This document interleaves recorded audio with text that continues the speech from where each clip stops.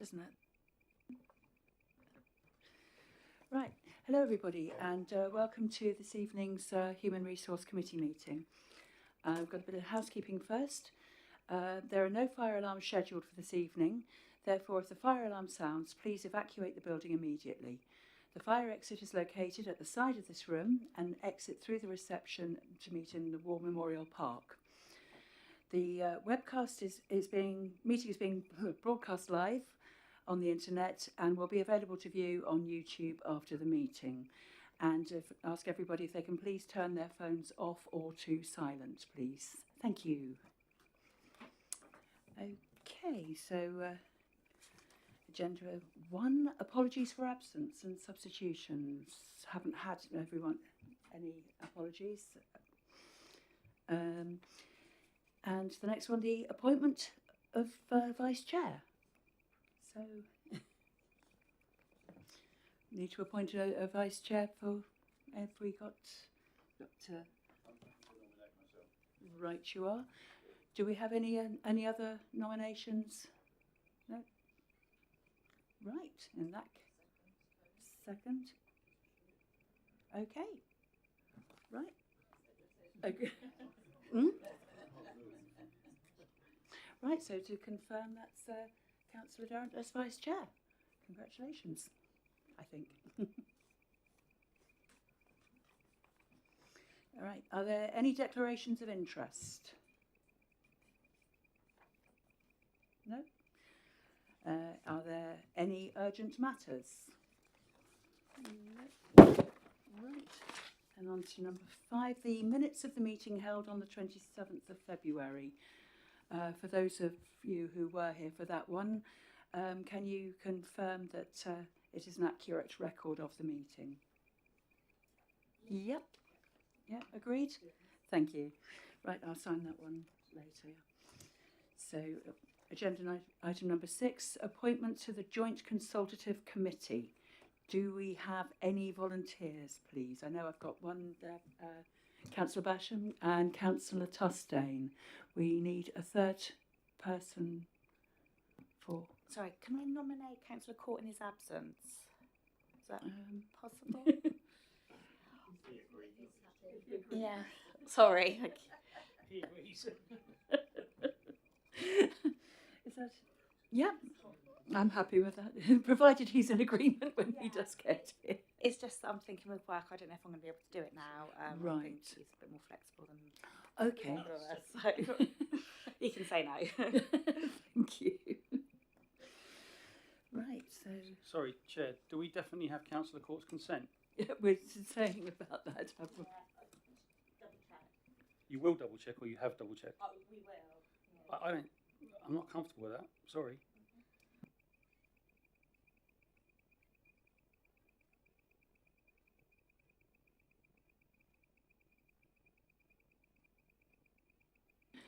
Right.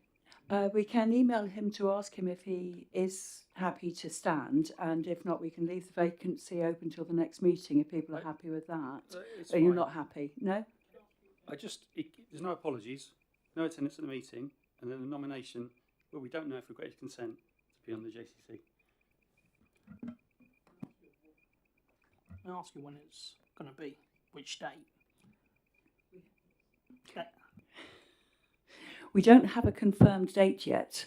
We've got a provisional date of the 12th of September, but it's not confirmed because we've got to check it with all of the members of the JCC committee plus Unison. Thinking of actually volunteering, but then I need to make sure I'm around in Basingstoke on that date. So if I can do that.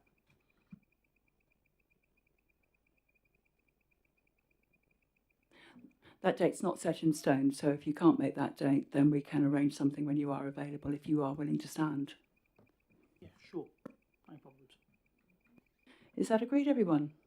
Okay, so we've got Councillor Tustain, Councillor Basham and Councillor Katecha. Okay.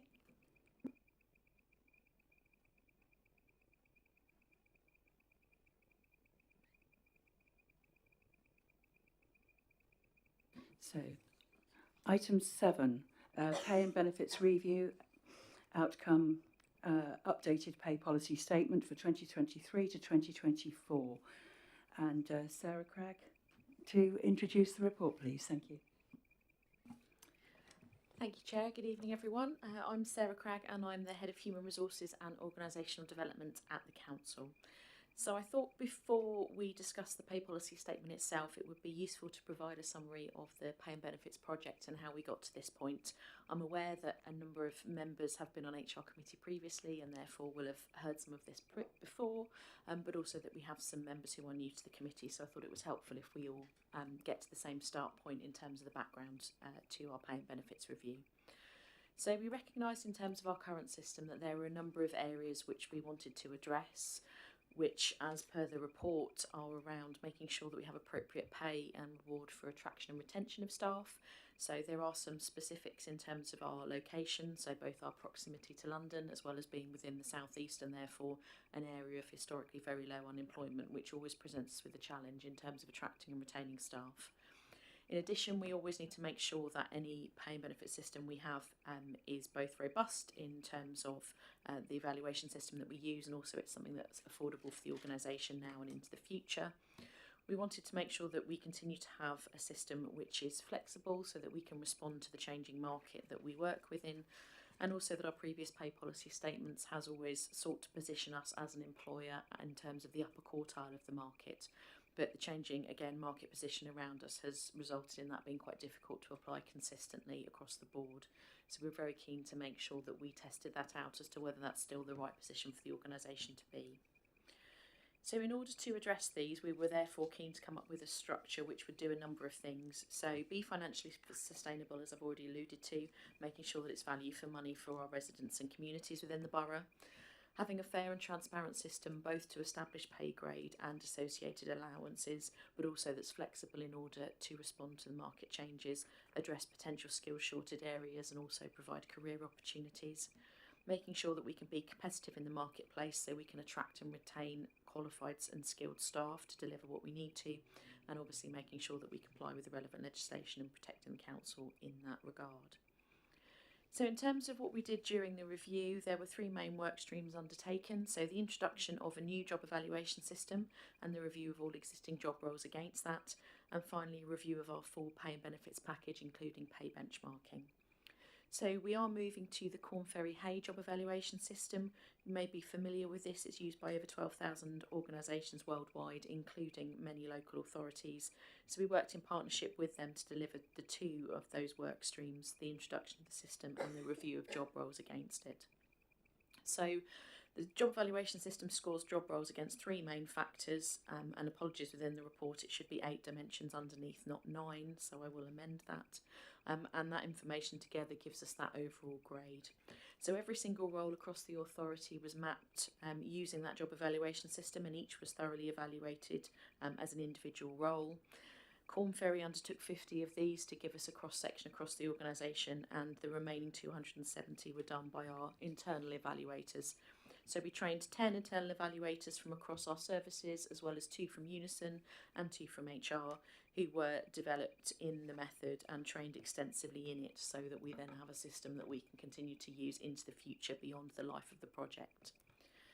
So all of those evaluations undertaken were also quality assured by Corn Ferry as part of making sure that we have a robust process that was followed at all times. Alongside this work to evaluate the roles, we also had some pay benchmarking data from Corn Ferry, and from that developed 28 pay and grading structures which were modelled. So we went through these in huge amounts of detail. What we were trying to do in doing that was to balance and reach the best possible option, both to fulfil the original objectives of the review, which I've already outlined, but also to minimise the potential for adverse impacts for staff, but to be affordable for the council now and into the future, and again making sure through that we have value for money for our residents and communities. So from all of that work, a final option was selected based on benchmarking information for the public and not-for-profit sector in the South East. Alongside this, we reviewed our benefits package, which included undertaking a survey with staff to understand their views both on what our current package is and what else they might like to see within that package. And that enabled us to come up with a final proposal, including both benefits and also the new pay structure. So this is what we consulted with staff on for 7 weeks, running from mid-April to early June. And what we looked at within that is a pay and grading structure based on 18 grades, which align with those job evaluation levels that I've already talked about.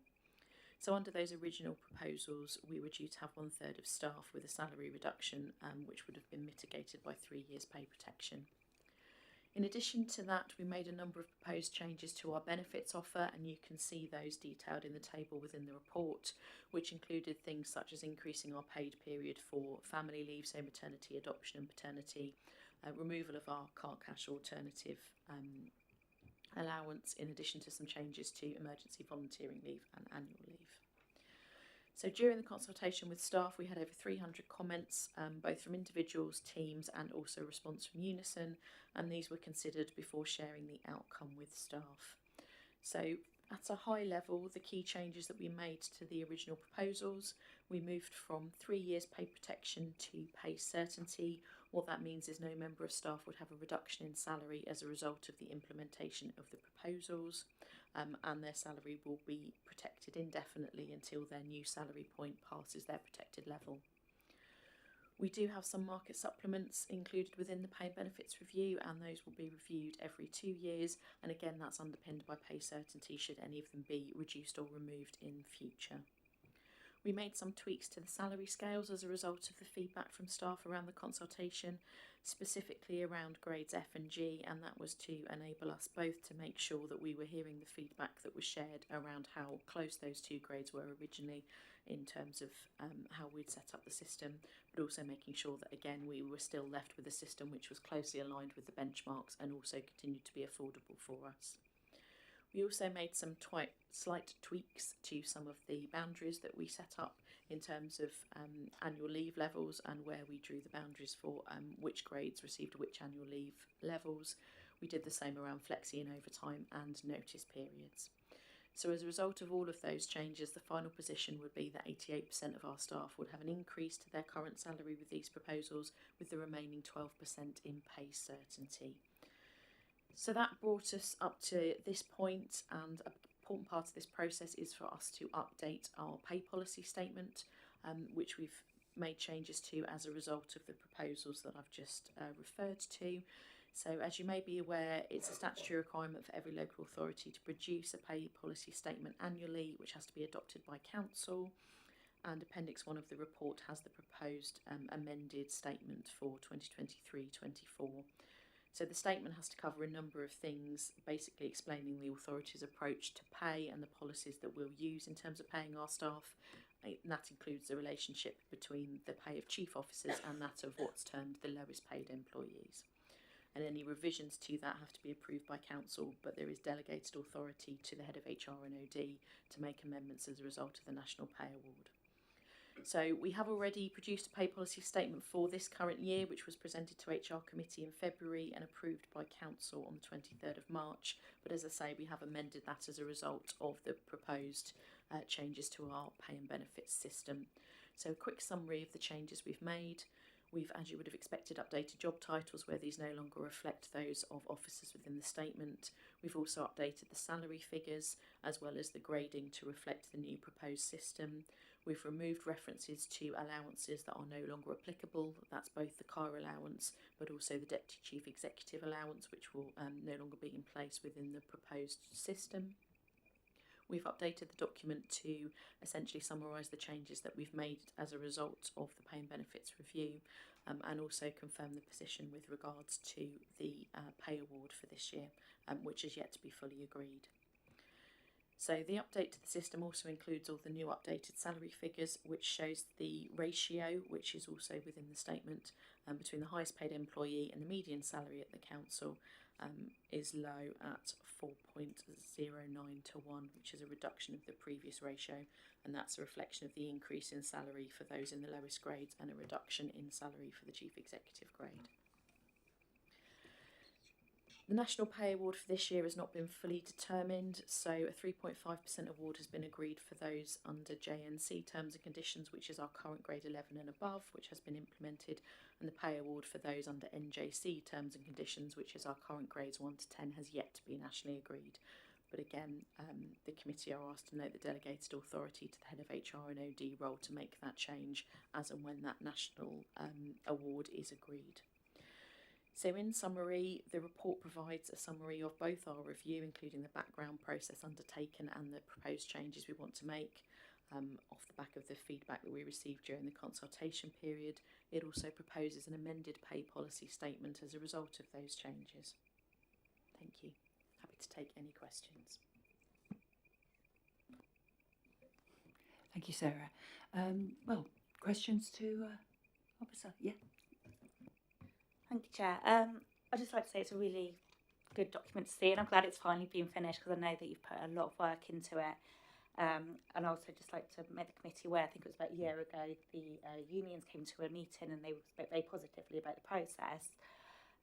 So I appreciate you've had a lot of difficult conversations around this. And I remember when you first introduced that, I think, oh God. So those 12% of members of staff who won't get an increase, is that absolute nothing at all? If so, say there's a 2.5% increase, they'll get a cash summary, but it's not pensionable. How would that work? So all members of staff will receive the National Pay Award for this year, because obviously that's backdated to April, so that will be taken into account when we consider that pay certainty figure. From then on, where there are national pay awards, anyone in pay certainty wouldn't receive those. Obviously the point of pay protection is to kind of mitigate any potential salary reduction, but what will happen in terms of the salary that an individual is proposed to go on to within the new structure, the pay awards will get added to those new salary scales. So as soon as the new salary scale that they're due to go on goes past their protected salary, they will then move across to that, and then will continue to get national pay award increases. So we will envisage that a reasonable majority of those staff will come out fairly quickly in terms of that pay certainty. But what it does for those small number of staff who would have been in pay protection for longer, it just means they have certainty around that essentially guaranteed salary until their new salary point goes past their existing salary. Lovely. Sorry, I have two other questions. The removal of the car allowance, so say if they had a £4,000 reduction on their total package, would that have been made up in their salary? And also my next question is on the apprentices. They used to have quite a low holiday allowance. Are they now in grade A, or are they separate, and what is their new allowance? So in terms of the car allowance, the view very strongly was that with smarter ways of working and obviously the changes that have been made post-COVID, for us to retain a car allowance really wasn't appropriate for those grades. Having said that, any individuals within those grades who do continue to do regular business mileage, and there absolutely are some, will be eligible to apply under our essential user scheme. So we do already have a scheme for members of staff who do regular, consistent and high levels of business mileage. So that wasn't previously open to people at grades 9 and above, or the equivalent letter grades, but that will now be open to everyone. So anyone who does that business mileage, that will be within that. In terms of the salary, that is built into the level of salary that they're protected at. So the protection level will include any existing market supplements, the car allowance, and also their basic salary. And in terms of the apprenticeships, we are going to be doing a phase 2 of this review, which needs to look at mileage, because obviously that's quite a challenging area, and allowances within that. I'm also very keen to look at the apprenticeship offer separately, both in terms of the pay that they receive, which is outside of this grading structure, and also their annual leave. So at the moment, those haven't changed. They weren't within the scope, but I do want to look at that as part of phase 2, because obviously our apprentices are a really important part of our workforce as well. Councillor Basham. Thank you, Chair. I have a few questions, and that's just the apprenticeship questions just brought another one to my mind. Thank you. You can do not just junior first career apprentices, but there are postgraduate apprenticeships available now. Are we offering anything like that to anyone?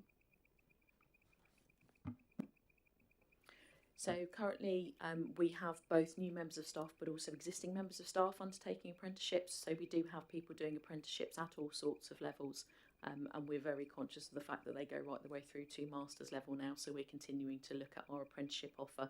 But yes, we don't just do entry level apprenticeships, we do right the way through. Thank you. I've got a couple of other questions, if I may, if no one else has got any immediately. Assuming we recommend this to council tonight and council pass it in July, July would be, wouldn't it? When would these new grades take effect, and when would people see the difference in their pay packet?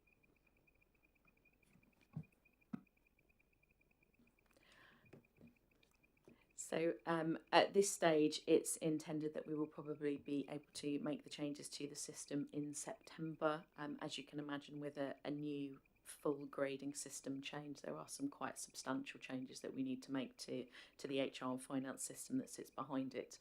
So the intention is we obviously want to do that as soon as possible, but it's likely to be in September because it does need to go through full council first before we can make those changes. And that's prospective, it's not backdated in any way?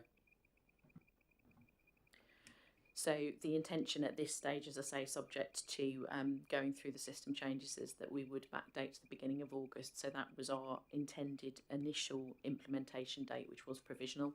But obviously we recognise that we need to make sure we've got the system ready to do that. So we would be looking to backdate that to the beginning of August. So elsewhere in the paper where it says that the cost of this is covered in this year's budget, but that the cost is not assessed for the future multi-term financial strategy, we're only covering 8 months of this cost increase. Is that correct in the budget?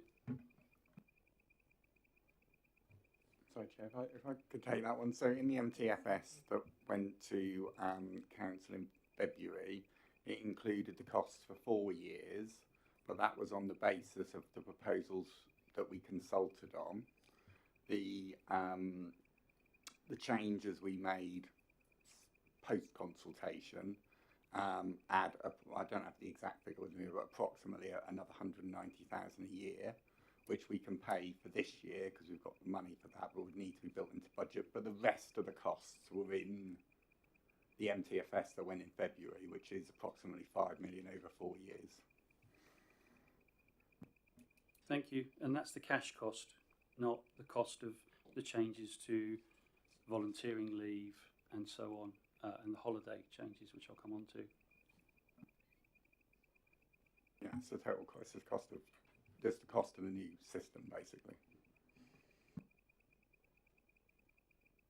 So I just want to get a better understanding, because I pulled out the paper that went to council in March and what was approved by full council, and I took a look, and obviously it's quite difficult to read across the two because all the gradings have changed, so it's very hard to compare what has changed. So there's lots of information in this paper, thank you. From my perspective, there's very little analysis, which makes it hard for me to get more comfortable with it, I guess. Just as an aside, I've done one of these exercises in an organisation. I know what's involved, and so well done. It's not an insignificant task with lots of opinions and lots of different opinions. So I really don't want to undermine what you've done. So bear with me. On the holiday allowances, it looks to me like we've moved, and again I said I had trouble with the gradings and stuff, but it looks to me like we've moved from sort of 24, 25 days, which I presume is plus bank holidays, so 33-day allowances really, at the sort of lower end of the scale. And then in the new paper that we have, the holiday allowance seems to have increased by 3, sometimes 4 or more days. Now I know 1.5 of the days relates to additional holiday at Christmas, which is now being bulked in with the main allowance. But I wondered if you could explain to me what's happened with holiday since March, what happened as part of the consultation, and whether I'm reading the data incorrectly, because they look like fairly chunky holiday allowances now. So, as outlined in the report, the only changes that we've made to annual leave is to add in the 1.5 days. Really important to make the point that they were days that the council were giving anyway, but were sort of annually decided, but had been for many, many years. So we were giving them anyway, they just weren't formally included within the entitlement. The other thing to bear in mind that as part of the national pay settlement last year, there was an agreement for those under NJC terms and conditions that they would be given an additional day's annual leave. So because the pay agreement was settled partway through the year, as tends to be the case for these things, that didn't come into force until April. So there has been an additional day, but this was, I guess, separate to the pay and benefits review, which was agreed as part of the national pay deal last year. In addition to that, you're absolutely right, there isn't a direct read across in terms of the grades, so we have a different number of grades now compared with the grades before. So I appreciate it's not easy to read directly across, but they are the changes that we've made in terms of annual leave, albeit we have looked at where the boundaries of those were, and as I say, there was one boundary where we changed the annual leave level, but in terms of additional amounts, they're the only additional amounts that have been given. Thank you, Sarah. If I can move to volunteering, if I may. It's great to see a business that's offering volunteering days. The move from 2 to 3 days, was that born out of experience that people were using up the 2 days? Or was that just from the feedback from the staff survey? So I think partly it's both. What I would say is I don't think the take up for volunteering leave has been as extensive amongst staff as it could have been. I think those who have been using it have tended to use the 2 days, but we have many staff who haven't used it. So part of this is very much us almost relaunching that as part of the offer. Still very committed to that being volunteering leave within the borough. Doesn't necessarily have to be within the organisation, although we have had a number of teams who've done work, for example, with our Ranger biodiversity teams who've done volunteering leave with them, but we also have individuals who've looked at volunteering opportunities through BVA and other arrangements. So I think those who were using it, the feedback was that the 3 days would be really beneficial for them, but we are very keen, as I say, to relaunch that as part of the offer, to really encourage both individuals and also as teams to take it up, because those who have done have found it very beneficial.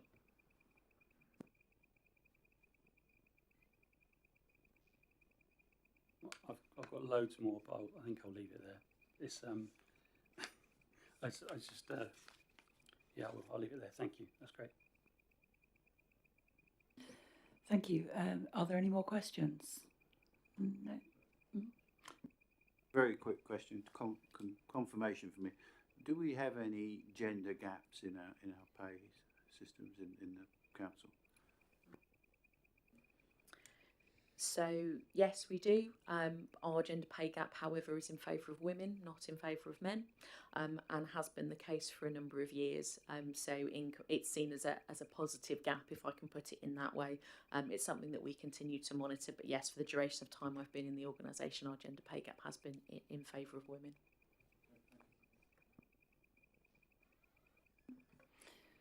Councillor Katecha.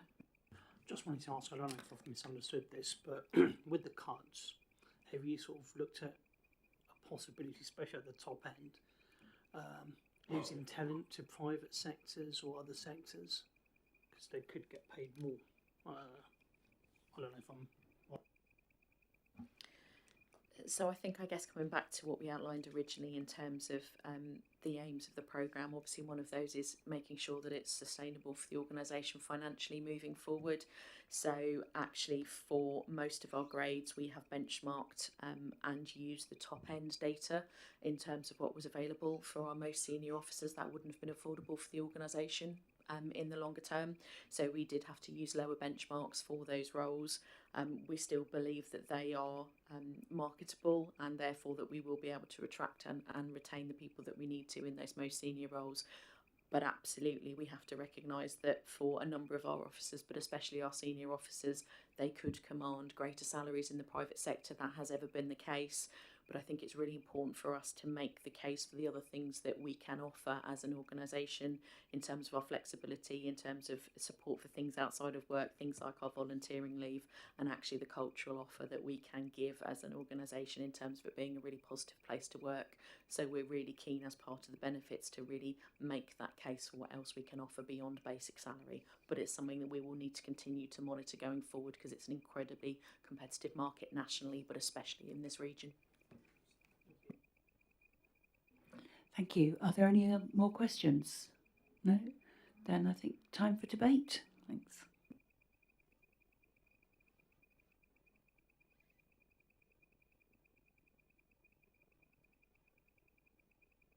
Is there no debate? No. Okay. Then, if everyone happy, then we're asking to recommend the pay policy statement to the council and to note the existing delegation of the head of human resources and organisational development to update the pay policy statement as a result of any pay awards which the council is contractually bound to agree. Is everybody agreed? Agreed? Brilliant. Thanks. Councillor Harvey. Thank you, Chair. Bearing in mind the committee's just made that decision, could I just thank the team for bringing the paper forward and also the work that's gone into it, considering just knowing how much work has gone into this, as has already been said. So just to put that on the record, can I thank all the staff for engaging in the way they have engaged? And it's an incredible reflection of the organisation. And it's a strength of the organisation as well, in terms of our ability to engage and come out with such a paper. And I think I'm conscious of the fact that we as a councillors get to see this and get to approve this in July, but it's also important that we give that confidence to our staff, that we understand the journey that they've been on in this process, and that how much we value them and how much we do have a quality organisation and how much we want it to be that. So thank you for your debate and your questions this evening, because they are important. We should scrutinise this and it should be done properly, and you have done that. But as we go forward from here, can I thank the officers for all their work and appreciate the effort that's gone into it.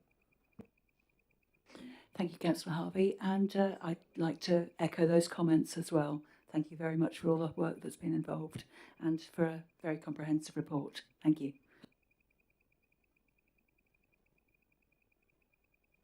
Next is item 8, which, where am I here? Okay. The review of the work programme. Okay, and once again over to Sarah. Thank you. Thank you. So in terms of what's scheduled to come to our next committee in September, again, we tend to have a sort of standard rotation of reports that come forward. So we've got a number of our annual reports coming forward because of the timing of the other committee at the end of February, early March. We're not able to do the year-end position. So we're going to have our annual report on health and safety activity within the council and lots of important, hopefully useful information in there. In addition, we'll have our HR workforce update, which comes to all of our standard committees, which is our report on our HR data and operational management. So that's for the committee to note, but contains lots of information in terms of everything that we're doing with staff at the moment. We'll then have our annual policies report in addition to policies coming forward. So I believe we've actually got 2 on the agenda for next time. And then our last annual review, which is of early retirements, redundancies and settlement agreements. Again, all of those are standard reports that do come to our September committee. Councillor Tustane. Thank you, Chair. I'm just looking at this, the second column where it says it repeats the thing. I think there's been a mistake. Is that supposed to actually have the policies that we're getting reviewed? Because it's the same as the bottom. So you're looking at the second column, 3 and 4, the descriptions, both the same. Doesn't state which policies they are. Thank you. If you just bear with me, I can find out which ones they are. Yeah.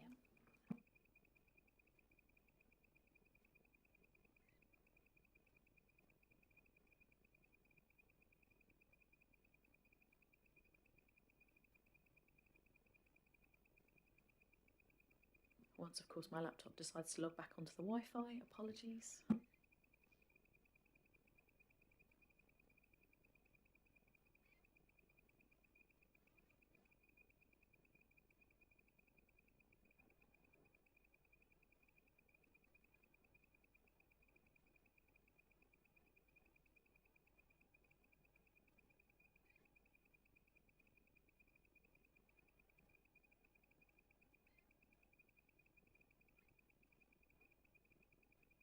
Right, my apologies for the delay. The 2 policies that are due to come forward in September are our sickness policy and our bullying and harassment policy.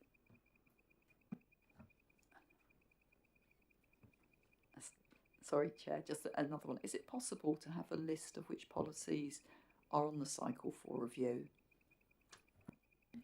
Yes, we can do. So that's within a previous report, would have been, I think it was the one that went last time, but I'm happy to circulate that. There is also a list within the Constitution as well, so everything that's listed in there for HR committee does come forward to the committee, and we've got them on a sort of 2-year rotation so that we don't have too many policies coming to each individual committee, but I'm more than happy to share that with members if that's helpful. Right, thank you. Is everybody happy with item number 8? Okay, agreed?